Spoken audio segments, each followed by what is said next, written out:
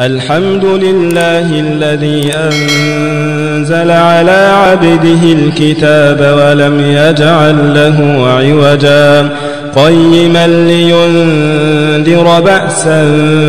شديدا من لدنه ويبشر المؤمنين الذين يعملون الصالحات أن لهم أجرا حسنا ماكثين فيه أبدا وينذر الذين قالوا اتخذ الله ولدا ما لهم به من علم ولا لآبائهم كبرت كلمة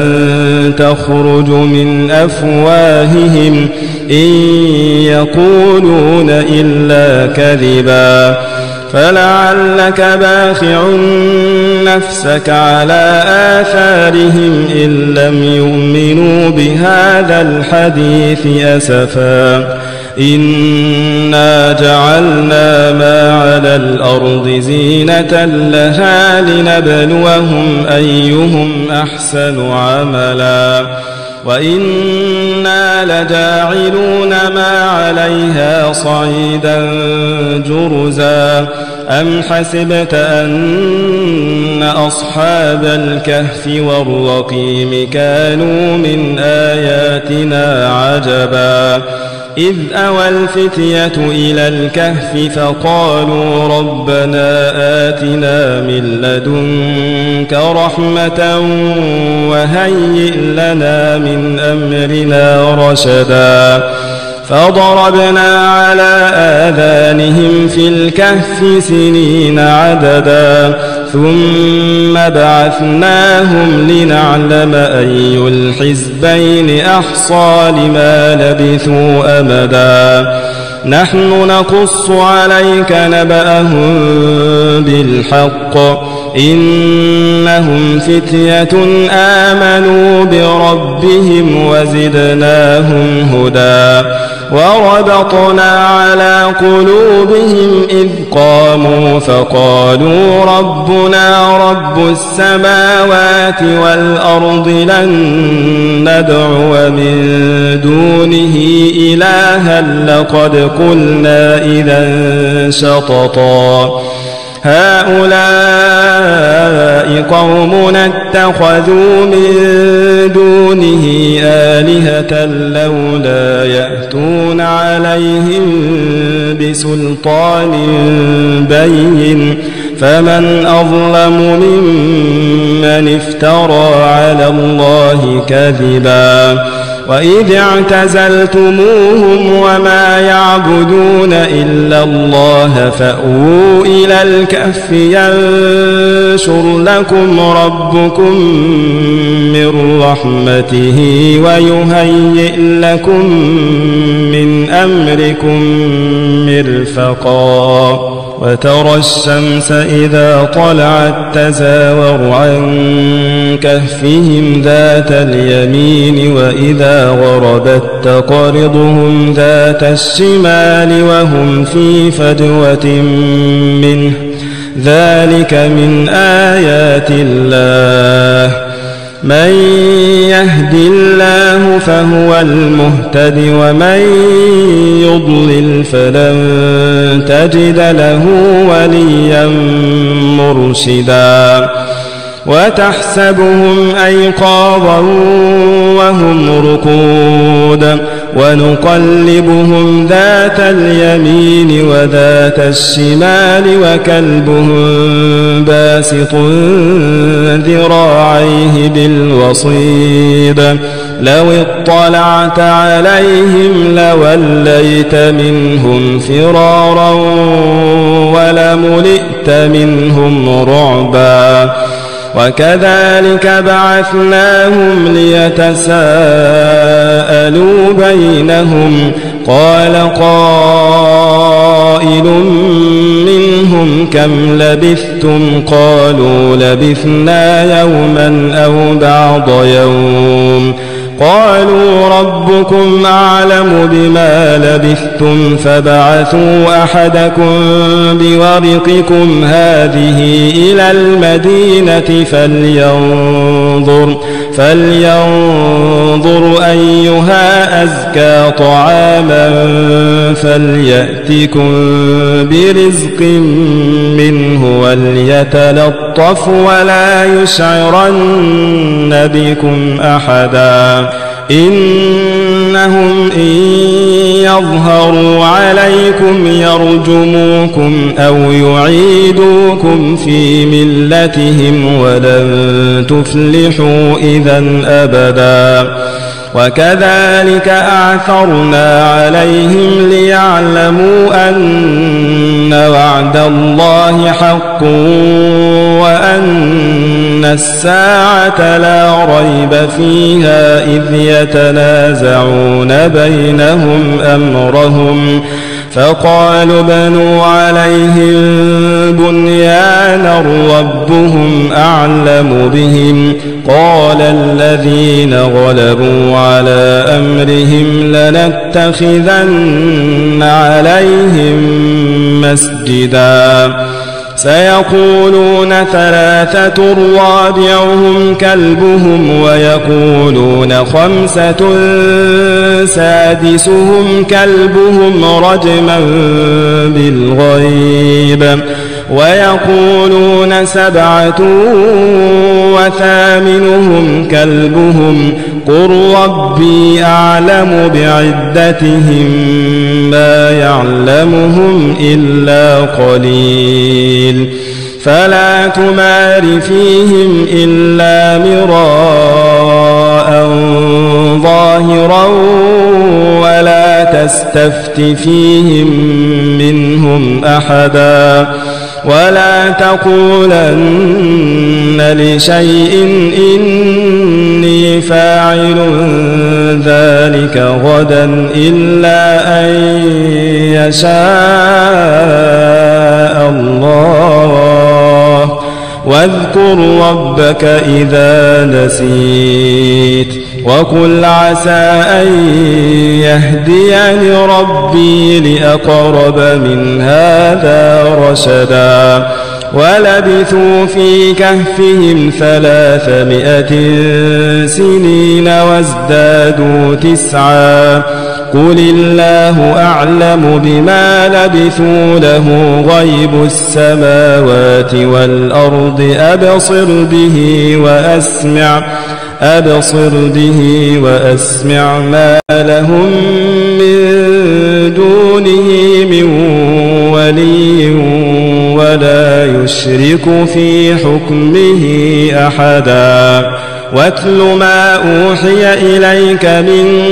كتاب ربك لا مبدل لكلماته ولن تجد من دونه ملتحدا واصبر نفسك مع الذين يدعون ربهم بالغداة والعشي يريدون وجهه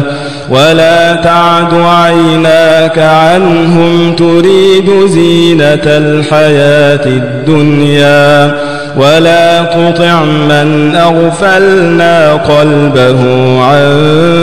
ذكرنا واتبع هواه وكان أمره فرطا وقل الحق من ربكم فمن شاء فليؤمن ومن شاء فليكفر إنا أعتدنا للظالمين نارا أحاط بهم سرادقها وإن يستغيثوا يغاثوا بماء كالمهل يشوي الوجوه بئس الشراب وساءت مرتفقا إن الذين آمنوا وعملوا الصالحات إنا لا نضيع أجر من أحسن عملا أولئك لهم جنات عدن تجري من تحتهم الأنهار يحلون فيها من أساور من ذهب ويلبسون ثيابا خضرا من سندس واستبرق متكئين فيها على الأرائك نعم الثواب وحسنت مرتفقا واضرب لهم مثل الرجلين جعلنا لأحدهما جنتين من أعناب وحففناهما بنخل وجعلنا بينهما زرعا كلتا الجنتين آتت أكلها ولم تظلم منه شيئا وفجرنا خلالهما نهرا وكان له ثمر فقال لصاحبه وهو يحاوره أنا أكثر منك مالا وأعز نفرا ودخل جنته وهو ظالم لنفسه قال ما أظن أن تبيد هذه أبدا وما أظن الساعة قائمة ولئن رددت إلى ربي لأجدن خيرا منها منقلبا قال له صاحبه وهو يحاوره أكفرت بالذي خلقك من تراب ثم من نطفة ثم سواك رجلا لكن هو الله ربي ولا أشرك بربي أحدا ولولا إذ دخلت جنتك قلت ما شاء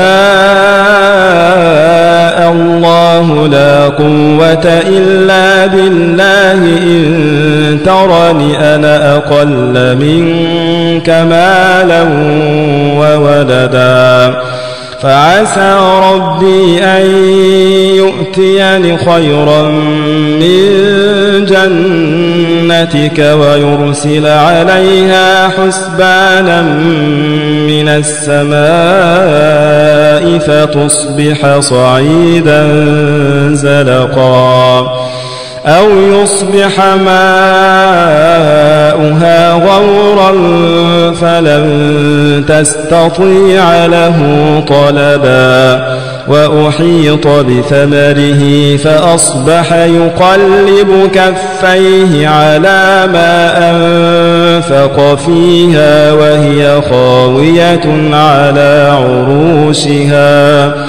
وهي خاوية على عروشها ويقول يا ليتني لم أشرك بربي أحدا ولم تكن له فئة ينصرونه من دون الله وما كان منتصرا هنالك الولاية لله الحق هو خير ثوابا وخير عقبا واضرب لهم مثل الحياة الدنيا كماء أنزلناه من السماء فاختلط به نبات الأرض فأصبح هشيما تذروه الرياح وكان الله على كل شيء مقتدرا. المال والبنون زينة الحياة الدنيا والباقيات الصالحات خير عند ربك ثوابا وخير أملا. ويوم نسير الجبال وترى الأرض بارزة وحشرناهم فلم نغادر منهم أحدا وعرضوا على ربك صفا لقد جئتمونا كما خلقناكم أول مرة بل زعمتم أن لن نجعل لكم موعدا. ووضع الكتاب فترى المجرمين مشفقين مما فيه ويقولون يا ويلتنا ما لهذا الكتاب لا يغادر صغيرة ولا كبيرة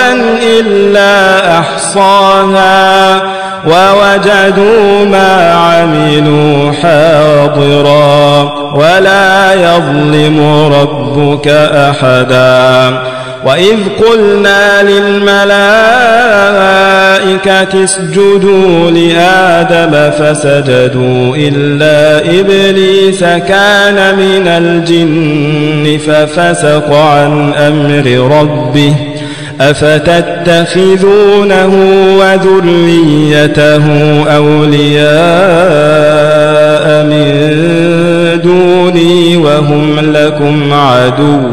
بئس للظالمين بدلا. ما أشهدتهم خلق السماوات والأرض ولا خلق أنفسهم وما كنت متخذ المضلين عضدا.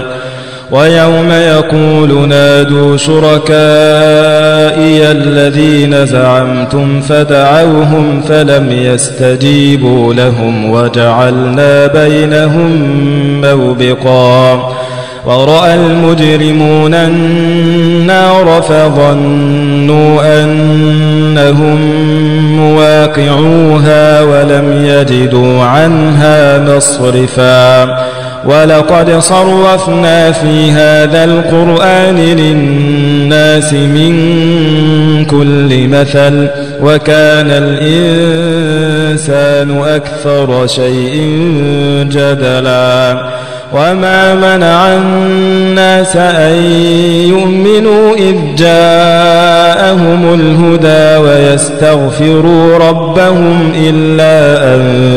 تأتيهم سنة الأولين أو يأتيهم العذاب قبلا. وما نرسل المرسلين إلا مبشرين ومنذرين ويجادل الذين كفروا بالباطل ليدحضوا به الحق واتخذوا آياتي وما أنذروا هزوا. ومن أظلم ممن ذكر بآيات ربه فأعرض عنها ونسي ما قدمت يداه إنا جعلنا على قلوبهم أكنة أن يفقهوه وفي آذانهم وقرا وإن تدعهم إلى الهدى فلن يهتدوا إذن أبدا. وربك الغفور ذو الرحمة لو يؤاخذهم بما كسبوا لعجل لهم العذاب بل لهم موعد لن يجدوا من دونه موئلا. وتلك القرى أهلكناهم لما ظلموا وجعلنا لمهلكهم موعدا. وإذ قال موسى لفتاه لا أبرح حتى أبلغ مجمع البحرين أو أمضي حقبا فلما بلغا مجمع بينهما نسيا حوتهما فاتخذ سبيله في البحر سربا فلما جاوزا قال لفتاه آتنا غداءنا لقد لقينا من سفرنا هذا نصبا قال أرأيت إذ أوينا إلى الصخرة فإني نسيت الحوت وما أنسانيه إلا الشيطان أن أذكره واتخذ سبيله في البحر عجبا قال ذلك ما كنا نبغي فارتدا على آثارهما قصصا فوجدا عبدا من عبادنا آتيناه رحمة من عندنا وعلمناه من لدنا علما قال له موسى هل أتبعك على أن تعلمني مما علمت رشدا قال إنك لن تستطيع معي صبرا وكيف تصبر على ما لم تحط به خبرا قال ستجدني إن شاء الله صابرا ولا أعصي لك أمرا قال فإن اتبعتني فلا تسألني عن شيء حتى أحدث لك منه ذكرا فانطلقا حتى إذا ركبا في السفينة خرقها قال أخرقتها لتغرق أهلها لقد جئت شيئا إمرا قال ألم أقل إنك لن تستطيع معي صبرا قال لا تؤاخذني بما نسيت ولا ترهقني من أمري عسرا فانطلقا حتى إذا لقيا غلاما فقتله قال أقتلت نفسا زكية بغير نفس لقد جئت شيئا نكرا قال ألم أقل لك إنك لن تستطيع معي صبرا قال إن سألتك عن شيء بعدها فلا تصاحبني قد بلغت من لدني عذرا فانطلقا حتى إذا أتيا أهل قرية استطعما أهلها فأبوا أن يضيفوهما فوجدا فيها جدارا يريد أن ينقض فأقامه قال لو شئت لاتخذت عليه أجرا قال هذا فراق بيني وبينك سأنبئك بتأويل ما لم تستطع عليه صبرا أما السفينة فكانت لمساكين يعملون في البحر فأردت أن أعيبها وكان وراءهم ملك يأخذ كل سفينة غصبا وأما الغلام فكان أبواه مؤمنين فخشينا أن يرهقهما طغيانا وكفرا فأردنا أن يبدلهما ربهما خيرا منه زكاة وأقرب رحما وأما الجدار فكان لغلامين يتيمين في المدينة وكان تحته كنز لهما وكان أبوهما صالحا فأراد ربك أن يبلغا أشدهما ويستخرجا كنزهما رحمة من ربك وما فعلته عن أمري ذلك تأويل ما لم تسطع عليه صبرا ويسألونك عن ذي القرنين قل سأتلو عليكم منه ذكرا إنا مكنا له في الأرض وآتيناه من كل شيء سببا فأتبع سببا حتى إذا بلغ مغرب الشمس وجدها تغرب في عين حمئة ووجد عندها قوما قلنا يا ذا القرنين إما أن تعذب وإما أن تتخذ فيهم حسنا قال أما من ظلم فسوف نعذبه ثم يرد إلى ربه فيعذبه عذابا نكرا وأما من آمن وعمل صالحا فله جزاء الحسنى وسنقول له من أمرنا يسرا ثم أتبع سببا حتى إذا بلغ مطلع الشمس وجدها تطلع على قوم لم نجعل لهم من دونها سترا كذلك وقد أحطنا بما لديه خبرا ثم أتبع سببا حتى إذا بلغ بين السدين وجد من دونهما قوما لا يكادون يفقهون قولا قالوا يا ذا القرنين إن يأجوج ومأجوج مفسدون في الأرض فهل نجعل لك خرجا على أن تجعل بيننا وبينهم سدا قال ما مكني فيه ربي خير فأعينوني بقوة أجعل بينكم وبينهم ردما آتوني زبر الحديد حتى إذا ساوى بين الصدفين قال انفخوا حتى إذا جعله نارا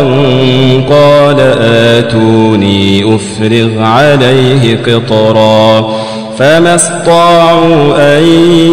يظهروه وما استطاعوا له نقبا قال هذا رحمة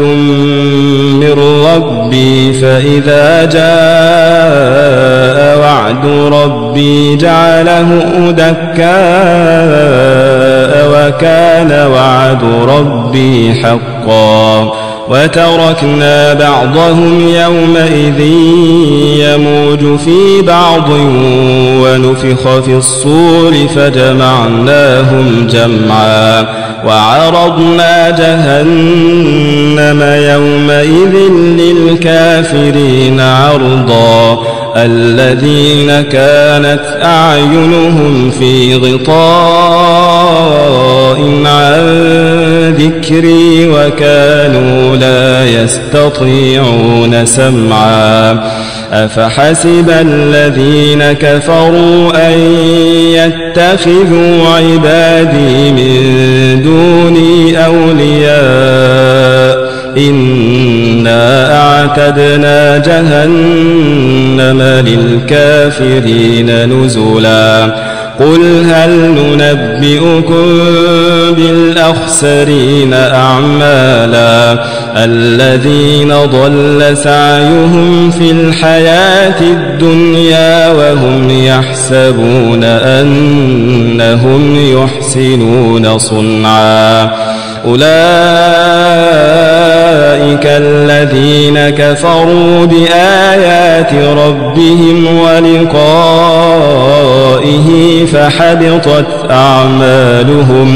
فحبطت أعمالهم فلا نقيم لهم يوم القيامة وزنا ذلك جزاؤهم جهنم بما كفروا واتخذوا آياتي ورسلي هزوا إن الذين آمنوا وعملوا الصالحات كانت لهم جنات الفردوس نزلا خالدين فيها لا يبغون عنها حولا قل لو كان البحر مدادا لكلمات ربي لنفد البحر قبل أن تنفد كلمات ربي ولو جئنا بمثله مددا قل إنما أنا بشر مثلكم يوحى إلي أنما إلهكم إله واحد فمن كان يرجو لقاء ربه فليعمل عملا صالحا ولا يشرك بعبادة ربه أحدا.